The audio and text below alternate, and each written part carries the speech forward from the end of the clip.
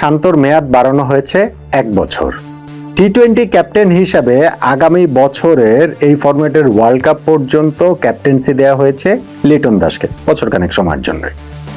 আর এবার ওয়ানডে ফরম্যাটে আগামী 1 বছরের জন্য বাংলাদেশের ক্যাপ্টেন করা হয়েছে মেহেদী হাসান মিরাজকে। অর্থাৎ বাংলাদেশের 3 ফরম্যাটে এখন 3 জন ক্যাপ্টেন, টেস্টে শান্ত, ওয়ানডেতে মিরাজ, টি-20তে লিটন। 3 ফরম্যাটে 1 ক্যাপ্টেন থেকে 3 ফরম্যাটে 3 ক্যাপ্টেনের যুগে আবার ফেরত গেল বাংলাদেশ ক্রিকেট বোর্ড। ভাবনার জায়গাটা আসলে তাদের কি এবং সেইটা কি আসলে খুব ক্লিয়ার কিনা তা নিয়ে আলোচনাটা করছি। দেখুন, প্রথমত মেহেদী হাসান মিরাজকে কংগ্রেচুলেশন জানাতেই হবে। এই যে ওয়ানডে ক্যাপ্টেন্সিটা তাকে দেওয়া হয়েছে সেইটা তিনি টু সাম এক্সটেন্ট অবশ্যই ডিজার্ভ করেন। সেই আন্ডার-19 পর্যায় থেকে তার ভেতরে ক্যাপ্টেন্সি ম্যাটেরিয়াল দেখা গেছে। আমাদের আন্ডার-19 ওয়ার্ল্ড কাপ টিমে তিনি ক্যাপ্টেন পর্যন্ত ছিলেন 2016 সালে, যেটা আমাদের দেশের মাটিতে হয়েছে। সো তার পেছন থেকে এসে ওই লিডারশিপ গ্রুপে অনেকে ঢুকে গিয়েছেন, ক্যাপ্টেন হয়ে গিয়েছেন। ওই ওয়ার্ল্ড কাপে তার ভাইস ক্যাপ্টেন ছিলেন যে নাজমুল হোসেন শান্ত, তিনি তার আগেই ক্যাপ্টেন হয়ে গেছেন। ফলে এখন যখন মিরাজকে একটা ফরম্যাটের ক্যাপ্টেন্সি দেওয়া হয়েছে তাকে অভিনন্দন জানাতে হবে এবং সেটা তিনি পারফরমেন্স দিয়েই আদায় করে নিয়েছেন। অমনটা বললেও বাড়াবাড়ি বলা হবে না, কেননা পার্টিকুলার একদম এই ফরম্যাটের কথাই যদি আমি বলি ওয়ানডেতে, সেক্ষেত্রে তিনি এখানে ওয়ার্ল্ডের র্যাঙ্কিংয়ে অলরাউন্ডারদের তালিকায় মানে আইসিসি র্যাঙ্কিংয়ে তিনি 4 নম্বরে রয়েছেন। 2023 ওয়ার্ল্ড কাপের পরবর্তী সময়েও যদি আমরা ধরি সেক্ষেত্রেও এই ফরম্যাটে তার চেয়ে বেশি ওয়ানডেতে রান করেছেন মাত্র 2 জন, বাংলাদেশের তার চেয়ে বেশি উইকেট পেয়েছেন 3 জন। ফলে ট্রু অলরাউন্ডার হিসেবে মেহেদী হাসান মিরাজকে বাংলাদেশ ক্রিকেট বোর্ড বেছে নিয়েছে এবং মিরাজকে ওই জন্য কংগ্রাচুলেশন। আমি মানে বোর্ডের ভাবনার জায়গাটা বলছিলাম যে আসলে কোন ভাবনা থেকে ক্রিকেট বোর্ড 3 ফরম্যাটে 3 ক্যাপ্টেনের যুগে আবার ফেরত গেল। এবং একটা সময় এরকম হয়নি যে বিভিন্ন ফরম্যাটে বিভিন্ন ক্যাপ্টেন, বিষয়টা সেটা নয়। স্পেশালি যদি আমি নিকট অতীতের কথা যদি বলতে পারি, লাস্টে তো আমাদের শান্ত 3 ফরম্যাটে ক্যাপ্টেন ছিলেন 2023 ওয়ানডে ওয়ার্ল্ড কাপ পরবর্তী সময়টাতে।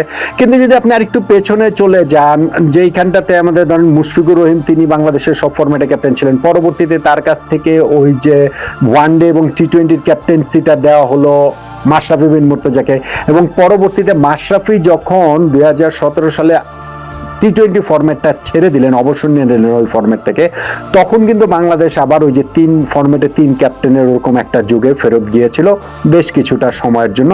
বিভিন্ন সময় বিভিন্ন জন ছিলেন, মোরলেস ধরনের যে ওয়ানডেতে মাশরাফি ছিলেন, তার পরবর্তীতে ওইখানটাতে তামিম এসেছেন, টেস্টে ওইখানটাতে সাকিব ছিলেন, তারপরে মমিনুল এসেছেন, টি-20তে মাহমুদুল্লাহ রিয়াদ ছিলেন। সো এরকম 3 ফরম্যাটে 3 ক্যাপ্টেন ওই সময় আমরা দেখেছি। কিন্তু পরবর্তীতে এসে আবার ওই 3 ফরম্যাটে 1 ক্যাপ্টেন আমরা নাজমুল হোসেন শান্তর মাধ্যমে পেয়েছিলাম। এখন আবার 3 ফরম্যাটে 3 ক্যাপ্টেন। বোর্ডের ভাবনার জায়গাটা কি? লিটন দাসের ওই জায়গাটা থেকে শুরু করি। লিটন দাসকে যখন টি-20 ক্যাপ্টেন্সিটা দেওয়া হয়েছে তখন আগামী ওয়ার্ল্ড কাপ পর্যন্ত ওই হিসাবটা এবং ওই ক্ষেত্রে লিটনের লিডারশিপ কোয়ালিটিটাকেই সামনে নিয়ে আসা হয়েছে। স্পেশালি ওয়েস্ট ইন্ডিজের মাটিতে ওয়েস্ট ইন্ডিজের বিপক্ষে আমরা যে 3-0 ব্যবধানে সিরিজ জিতেছি এবং সেইখানে ভারপ্রাপ্ত ক্যাপ্টেন হিসেবে লিটন দাস তিনি দলকে নেতৃত্ব দিয়েছেন। ফলে ওই সিরিজ রেজাল্টটা খুব গুরুত্বপূর্ণ রোল প্লে করেছে লিটনের এই টি-20 ফরম্যাটে ক্যাপ্টেন্সি পাওয়ার ক্ষেত্রে। যদিও তার এই ফরম্যাটে ব্যাট হাতে পারফরমেন্স যাচ্ছে তাই জঘন্য, ইনফ্যাক্ট সব ফরম্যাটেই তাই, এই ফরম্যাটের কথা আলাদা করে বললেও ব্যাপারটা ওই রকমই থাকে। তার মানে লিটনকে টি-20 ক্যাপ্টেন হিসেবে বেছে নেওয়া হয়েছে তার টিমের নেতৃত্ব দেওয়া এবং তার নেতৃত্বে ওয়েস্ট ইন্ডিজে বাংলাদেশ যে সফল হয়েছে, 3টা ম্যাচ জিতেছে, সেইটার উপরে বিবেচনা করে মোটা থেকে আমরা এমনটা বলতে পারি যে সেখানে তার ব্যাটিং ফর্মটা এখানটাতে বিবেচ্য হয় নাই। জঘন্য ব্যাটিং ফর্মে ক্যাপ্টেন্সি পাওয়ার পর সেটা আরো প্রেসারে পড়ে কিনা এগুলো বিবেচ্য হয় নাই। ঠিক আছে, ফেয়ার এনাফ।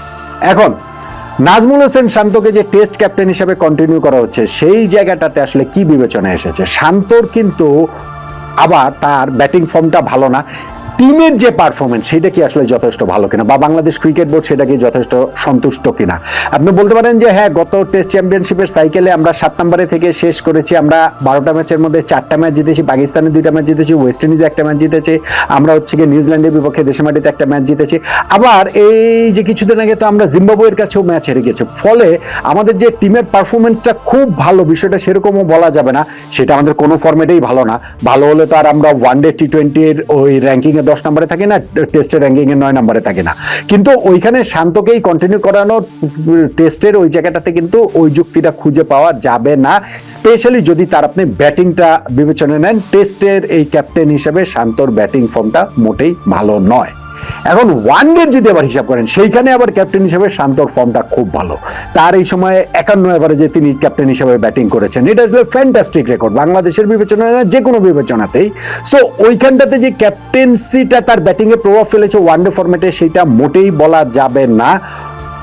টিমের পারফরমেন্স কি যথেষ্ট ভালো হয়েছে কিনা, এখন টিমের পারফরমেন্স বলতে একটা সাইকেল আমরা ওইখানটাতে ধরেন চ্যাম্পিয়ন্স ট্রফিটা যে আমরা খেলেছি সেই জায়গাটা পর্যন্ত আমাদের পারফরমেন্সটা আসলে ওইখানটা তো আমরা ভালো করতে পারিনি, এবং র্যাঙ্কিং এ পেছাতে পেছাতে তো আমরা 10 নম্বরে চলে গেছি। ফলে টিমের পারফরমেন্সটা যে ভালো না, সেই জিনিসটাই হয়তোবা এই ক্যাপ্টেন্সি চেঞ্জের ক্ষেত্রে বিবেচনায় এসেছে বাংলাদেশ ক্রিকেট বোর্ডের। এই যে